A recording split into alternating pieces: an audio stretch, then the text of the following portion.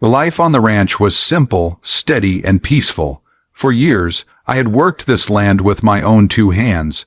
Every fence post had been hammered into place by me, every acre of pasture maintained with sweat and persistence. The ranch wasn't just property, it was home. It was my father's before me, and my grandfather's before him. Generations had poured themselves into this soil, making it more than just dirt. It was legacy. It was family history, and I wasn't about to let anyone tamper with it. The ranch was situated on the edge of a growing suburban community. Where there once had been nothing but open fields and scattered farms, rows of new houses had sprung up like weeds, complete with their freshly paved driveways and manicured lawns. With them came something that every landowner in this county dreaded: the homeowners association. The HOA was notorious, not just for their obsession with uniformity, but for their ruthless methods of enforcing it. They wanted white picket fences, matching shutters, and freshly trimmed hedges. A sprawling ranch with barns, tractors, and cattle didn't quite fit their glossy brochures. At first, I paid them no mind. After all, my ranch wasn't part of their subdivision. My land had been here long before the HOA ever dreamed of existing. But that didn't stop them from trying. Their letters started arriving in plain envelopes, at first politely suggesting that I bring my property up to neighborhood standards. I ignored them, then came demands citing supposed violations: my fencing, my equipment, even the number of animals I kept. I knew these accusations had no legal standing. Still, they pressed on, desperate to control land they didn't own. For months, I tossed their letters into the trash without a second thought. But one day, things changed. Instead of another envelope, a convoy of black SUV rolled up my gravel driveway. Out stepped three men, broad-shouldered and dressed in matching polo shirts with the HOA emblem embroidered on the chest. They weren't the usual clipboard-carrying volunteers. These men looked like enforcers brought in to intimidate. Their arrival wasn't about asking, it was about making me comply. Standing on my porch, I watched as they surveyed the land like hunters sizing up their prey. My gut told me trouble was coming. This wasn't just about property codes anymore. The HOA had escalated, and they'd sent muscle to do their bidding. But they had no idea whose land they had just stepped onto, and no clue about the hard lesson they were about to learn. As the last SUV door slammed shut, I knew my peaceful days were over. A storm was brewing, and I was ready for it.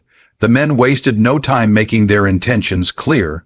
They marched across the yard as if they already owned the place, pointing at my barns, my equipment, and even the cattle grazing quietly in the fields. I watched them from the porch, arms crossed, letting them play out their charade. It was obvious they were here to intimidate, to push me into compliance without ever setting foot in a courtroom. They thought force and presence would succeed where letters had failed. One of them began taking pictures of my barn, snapping angles as if building a case. Another pulled out a notepad, scribbling furiously. The third circled around toward the back of the property, inspecting the fence line like a predator stalking its territory. It was a performance designed to unsettle me, to make me think I was powerless against their authority. But they had no authority here. This was private land bound by its own deeds and rights far outside the HOA jurisdiction.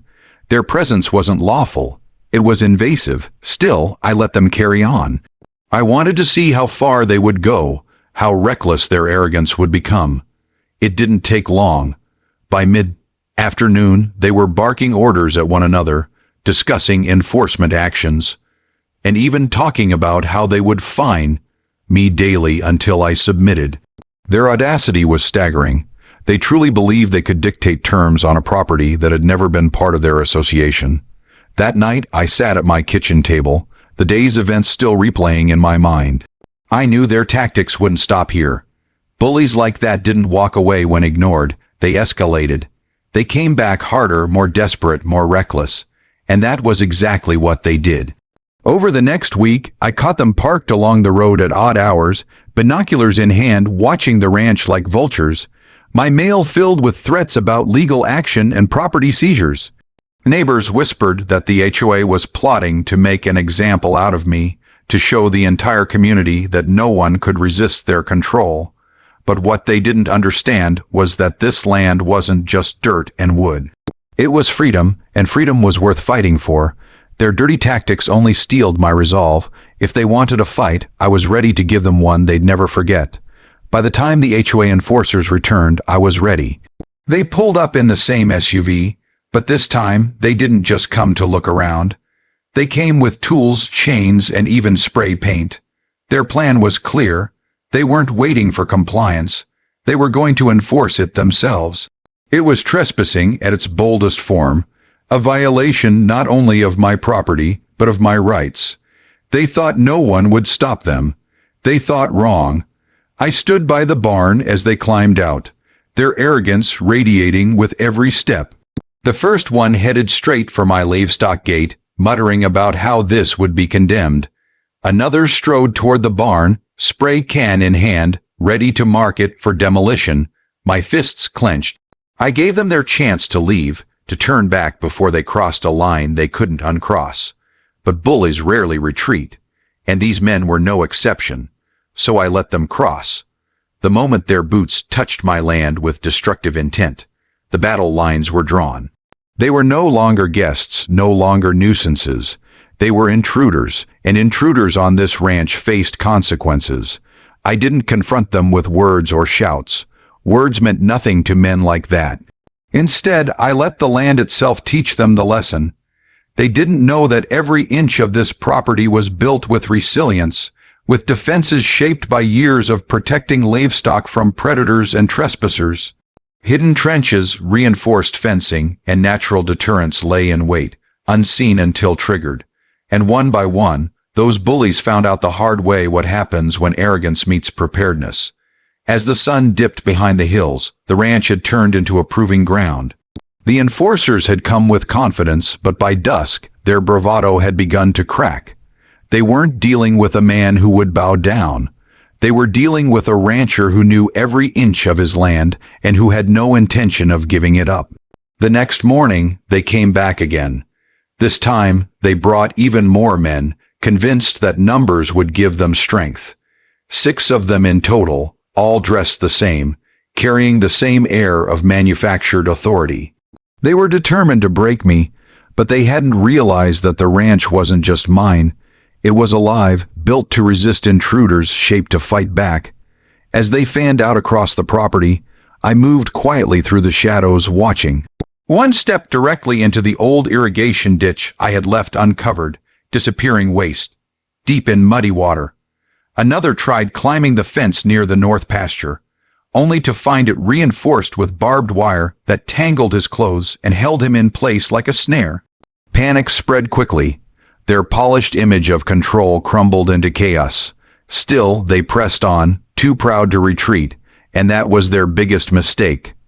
The barn they tried to force open had been secured with steel reinforcements. When they rammed it, the doors didn't budge, but the hinges snapped back, throwing them off their feet.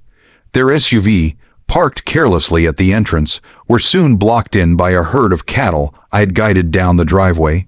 They found themselves surrounded, trapped not by weapons or violence, but by the very land they sought to dominate. Their shouts turned to cries of frustration, then to panic. Mud, soaked, cut, bruised, and humiliated, they realized too late that they had walked into a place they didn't understand. This wasn't a suburban street they could patrol. This was a ranch, my ranch, and it had no mercy for intruders. The breaking point came when one of them tried to escape through the back pasture. He thought he could slip out unnoticed, but the pasture was no easy exit. The ground there was uneven, riddled with gopher holes and thick brush. Within minutes he stumbled, twisted an ankle, and went down hard. His cries echoed across the field, drawing the others toward him. They were beaten, trapped, and humiliated, but still too proud to admit defeat. By then, their polished uniforms were caked in mud. Their boots were heavy, their pride shattered. They had come as enforcers, but now they looked like lost children scrambling for a way out. I watched them drag one another through the mud, stumbling and crawling, desperate to escape the land that refused to bow. The SUV that had once symbolized their power now stood as empty shells, blocked in and useless. Every step they took only deepened their humiliation. Finally, one of them broke. He dropped to his knees, exhausted, and crawled toward the road. The others followed, some limping, some dragging their feet, others on all fours, cursing under their breath. They had arrived as bullies brimming with arrogance. They left as shadows of themselves, crawling away in shame. The ranch hadn't just resisted them, it had defeated them. And as the dust settled, I knew one thing for certain: they would never come back. The lesson had been taught, hard, painful, and unforgettable. In the days that followed, word spread quickly. Neighbors whispered about what had happened on the ranch. The HOA board, once so bold, fell silent. Their enforcers had returned battered, humiliated, and too ashamed to admit the full extent of their failure. But the story got out anyway. People began to question the HOA power, to see their tactics for what they truly were: bullying and intimidation. For the first time, residents pushed back. Meetings grew heated, voices rose against the leadership, and demands for accountability shook the board to its core. The HOA had overreached, and in doing so, exposed their weakness. Their reign of fear began to crumble, undone not by lawyers or courts, but by one rancher who refused to yield. As for me, life returned to its steady rhythm. The cattle grazed, the barns stood tall, and the fences held strong. The land remained free, untouched by their meddling hands, but there was something more, a quiet respect that spread through the community. Neighbors who had once looked the other way now nodded in admiration. They had seen what happened when a man stood his ground, when he refused to bow to false authority. The HOA had sent bullies to break me. Instead, they were the ones who broke. They came with arrogance, but they left crawling, carrying with them a lesson they would never forget. And that lesson echoed beyond my ranch, rippling through the community, reminding everyone that freedom isn't handed over, it's defended.